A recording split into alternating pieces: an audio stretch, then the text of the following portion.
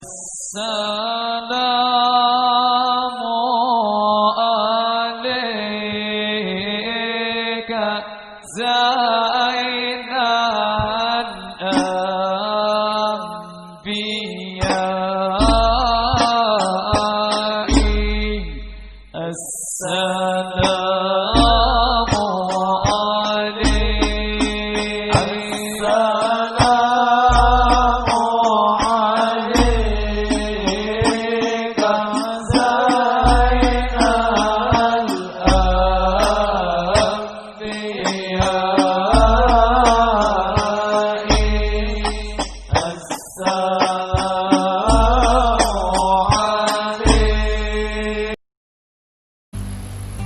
Di samping Engkau terima ya Allah, tuakanlah saya di lingkungan saya ini ya Allah. Gitu, Allahumma ya rafi'ad darajat, Allahumma ya rafi'ad darajat. Ya, habis gitu cukup? Tidak cukup.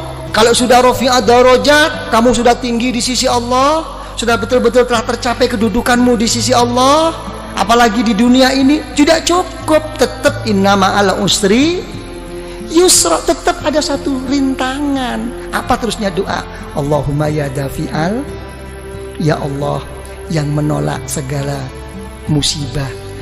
Banyak rintangan ini ya Allah, ini ya Allah. Begitu. Bukan berarti terus udah sukses, saya sudah beres, ini sudah oke lah semuanya. Nggak mungkin.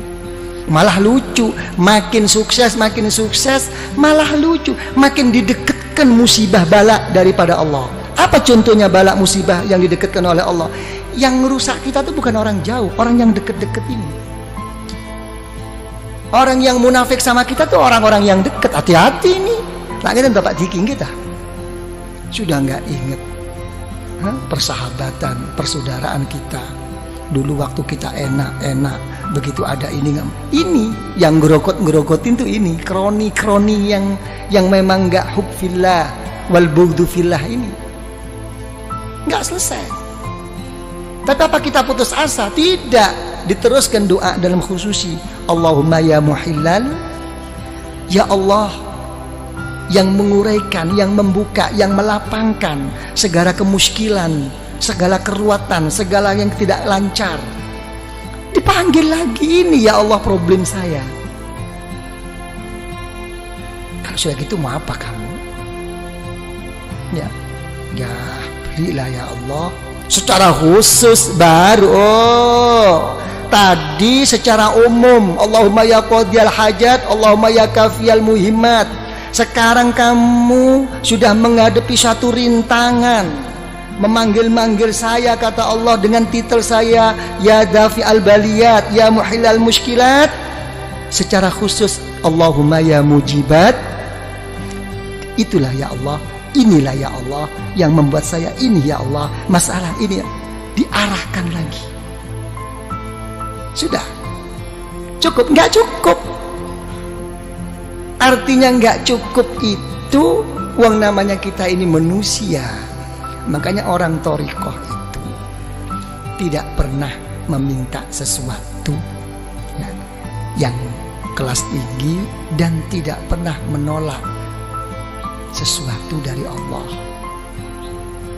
Yang ditekankan di dalam hatinya itu hanya satu, bal nas'alul afiyah, saya minta perlindungan.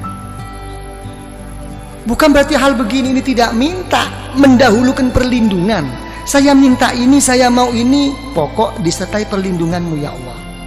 Ini dulu lancar semua, oke semua, ya kan ya. Apa perlindungan? Allahumma ya syafial amrod, sembuhkan saya. Walaupun tidak berhasil, pokoknya waras. Mek wis waras kabeh, cukup? Nggak cukup. Kita selalu ingin Allahumma ya arhamar, ingin dirahmati. Kalau kita nggak dirahmati oleh Allah, mau pakai resep apa sekarang? Dunia sudah terbalik. Ra'a ma'rufan munkar wa munkaran ma'rufa. Zaman sekarang tuh begini kok. Yang baik dianggap buruk, yang buruk pokoknya mengikuti kepentingan. Minta rahmat daripada Allah, baru sholawat. lagi ya dah. Rasulullah diketok lagi, agak macet Rasulullah. Doa saya ini kok kayaknya ego banget. Allahumma sholli ala sayyidina Muhammad an-nabiyil ummi. Coba yang dipakai itu titel Rasulullah an-nabiyil ummi, nabi yang buta huruf. Lain kalau buta hurufnya Rasulullah begini, buta hurufnya kita ngeblak. Nah gitu kan. Tapi tetap ini menunjukkan apa? Kebesaran Rasulullah dan menunjukkan kebodohan kita. Titel Rasulullah yang buta huruf. Engkau buta huruf wahai Rasulullah kayak begitu. Nah, saya kan lebih buta huruf, mestinya lebih dikasihani dong. Jadi ke sana arahnya itu. Kita wis manja-manja diri Pak Arifin. Udah baca sholawat? Cukup, tidak cukup. Secara khusus saya punya jalur ya, Syekh Abdul Khaliq Al-Ghazdawani dipanggilnya, Syekh Abdul Qadir Al-Jailani radhiyallahu an dipanggilnya dengan Fatihah ya. Sudah sholawat lagi. Jadi Rasulullah itu kan untung sudah jadi roh, nggak jadi roh kan capek dibangunin terus ya. Allahumma sholli ala sayyidina Muhammad nabiyil ummi wa ala alihi wa sahbihi wasallam. Sholawat lagi. Habis begitu diberi suatu doa pemungkas, pemasrahan diri kepada Allah. Hasbunallah wa ni'mal wakil. Sampai dalam satu hadis Rasulullah SAW, siapa yang membaca ini jangan lagi sungguh walaupun bohong. Yang orang membaca hasbunallahu la ilaha illahu alaihi tawakkaltu wa huwa rabbul arsyil azim. Baca 7 kali sehabis sholat subuh dengan habis sholat asar. Walaupun bohong akan didengarkan dan diterima oleh Allah. Karena memang susahnya untuk kita mau mengambil semuanya itu dipasrahkan ke Allah. Pokoknya nggak tahu deh ya Allah, apa yang saya minta mau di depan tadi nggak tahu deh apa kata Allah deh. Bilang gitu, engkau ini betul apa enggak nih? Bilang gitu, ya sebab inilah ya Allah. Kayak orang geblak gitu, ya wis. Setiap apa no ya anak dewe. Ya kan ya. Sama dengan orang-orang tua tuh gitu. Dia apa no anak dewe. Hasbunallah. La ilaha illahu alaihi tawakkaltu wa huwa rabbul arsyil azim. Pemungkas. Berangkat lagi, Allahumma sholli ala, sholawat lagi, dibanguni lagi Rasulullah, Fatihah lagi kepada Kanjeng Syekh, kepada Al-Imam Ar-Rabbani, sholawat lagi, penutup. Apa yang terjadi? Wis notok kula ya Allah. Apa sih kon ngakoni notok? Ono Pak Arifin sih. Apa? Sudah sampai di puncaknya? Iya. Apa puncakmu? La haula wa la quwwata illa billahil aliyil azim. Yes? Memang betul-betul kamu udah nggak punya daya kekuatan? Iya. Terus mau apa sekarang? Kamu menghadap kepada Allah. Dipanggilnya Rasulullah, sholawat lagi. Habis gitu sholawat. Ayo secara khusus. Kalau kamu sudah bersih dengan dari pengakuan-pengakuanmu, baru diem. Tawajuh. Nunduk. Itu khususi. Nunduk secara pribadi. Nggih ya Allah, ini ya Allah, ini. Ditutup dengan pembuka agar semuanya jadi terbuka langsung kepada Allah dengan Al-Fatihah. Sholawat lagi.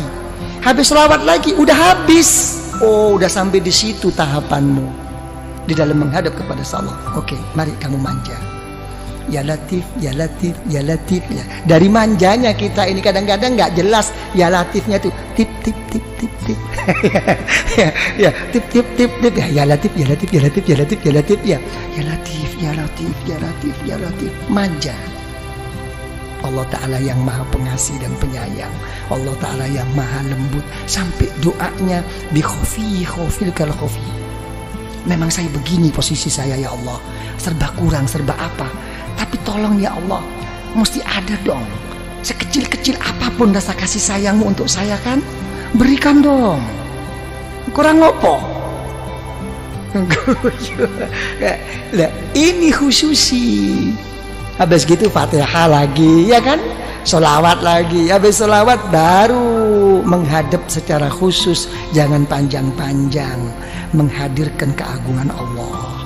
dengan melalui apa kekurangan dirinya, diam. Saya tidak bisa apa-apa ya Allah.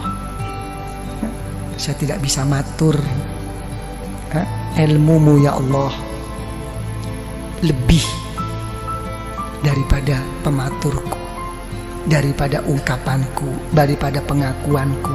Ilmumu telah mengetahui keadaan saya sekarang ya Allah. Dekatkan. Melalui apa? Dengan rahmat, kebesaran Allah di dalam rahmatnya dan pengampunannya. Selesai. Jangan ingat dosa waktu itu, udah berangkat aja. Oke? Nah, itu baru Fatihah, selesai. Terus coba gimana? Ada yang perlu diperkembangkan? Kenapa? Jeding. Oh, ya. Coba kenapa ya? Ya, jangan lupa nanti baca apa? Hasbunallah la ilaha illahu alaihi tawakkaltu wa huwa rabbul arsyil azim. Itu pokok itu. Coba apa yang perlu dianukan? Kanca Madura. Dan kanca Madura kamu saja. Dan nggak dikasih tahu kemarin ya. Kok nggak ada muncul anak-anak di mana anak dan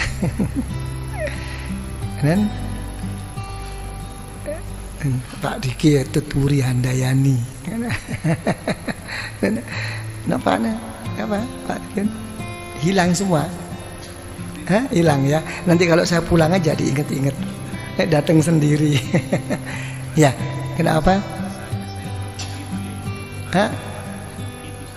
Ya enak, tapi juga harus ke situ gitu. Ya, rasanya belum ke situ, coba tetap harus ke situ gitu. Ya, jangan nunggu Pak Arifin, jangan nunggu harus begini. Kalau kata orang sufi itu siru ilallah urjan wa makasira wala tantazir sihah wal farah fa inna intidharahuma bitalah. Kalau kepada Allah itu pincang-pincang, pecah-pecah, kurang-kurang, berangkat saja. Berangkat. Jangan nunggu sehat, jangan nunggu sempat. Masih repot yai, ini nggih pun kula trimo repote, muga-muga tambah repot ben gak teko. Enggak bisa. Jadi nikmat kesempatan itu nikmat besar. Jangan menunggu. Kalau orang itu menunggu sehat ya dan menunggu kesempatan dalam berangkat kepada Allah, tidak akan mendapatkan. Nanti akan datang lagi, akan begitu lagi. Nggak tahu. Kayaknya semua kesusahan itu diajak komunikasi mau berangkat itu. Sampai pinggangnya pun ditanyakan, gimana Gang, mau berangkat nggak? Kayaknya kok agak kaku ini. Nggak jadi kok. Jangan urusan besi tuanya. Urusan pinggangnya juga begitu. Kan cuma turun kamah, ayo ngocak. Dek remak ngocak. Nah, ini hal-hal begini ini kayak kanca kawan-kawan Madura ini hati-hati. Kenapa saya katakan hati-hati? Begini ya, ini ngomong tentang niat. Semua itu kata Rasulullah SAW, ila ma hajaru ilaih. Semua itu akan kembali kepada hijrahnya. Kalau orang itu hijrahnya itu walaupun ke Mekah dan berdampingan dengan Baitullah, ya, kalau memang kesananya itu memang lebih menonjol dan kuat untuk cari kerja, kurang kesungguhannya. Itu. Jadi orang-orang Madura, yang datang ke sini itu untuk bekerja itu butuh niat super ekstra, gitu kan? Karena berangkatnya itu sudah ke sana arahnya itu. Berangkat dari Madura, pergi Kak Kantone Kalako. Tapi mau sampai ini merupakan satu halangan, nggak jadi memang. Mendingan orang penduduk sini. Kalau penduduk sini kena males. Tapi kalau orang yang memang niatnya itu begitu, bukan males, karena sudah terdinding mencari alasan, dan itu untuk dipertahankan agar diterima. mencari pembenaran. Maka orang pikir selok datang tangki. Biasanya orang-orang yang diajak kepada Allah tidak mau datang dengan alasan macam-macam. Tolong dibuktikan, betulkah dia itu sibuk? Kalau dia tuh betul-betul udzur sibuk pada saat acara yang akan datang, pasti akan datang, diberi pertolongan oleh Allah. Tapi kalau dia nggak betul-betul sibuk kena males, lihat paling nggak kengju toju aroko. Dan berikutnya akan begitu terus. Dan untuk memberangkatkan itu susah. Dia hanya mempunyai i'tikad. Untuk menjadi orang yang berangkat itu susah. Dan itu hafal, begitu itu udah pembawaan. Saya nggak akan coba tuh lagi. Man eman.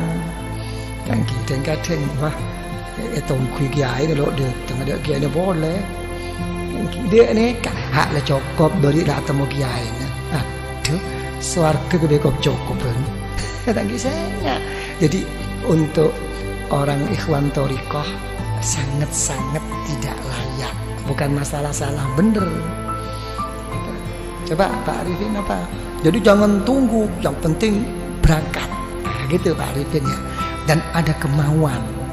Lebih-lebih kemauan itu dengan dasar merasa dirinya berkurang, tidak punya apa-apa, tambah begini, itu nilai yang pokok.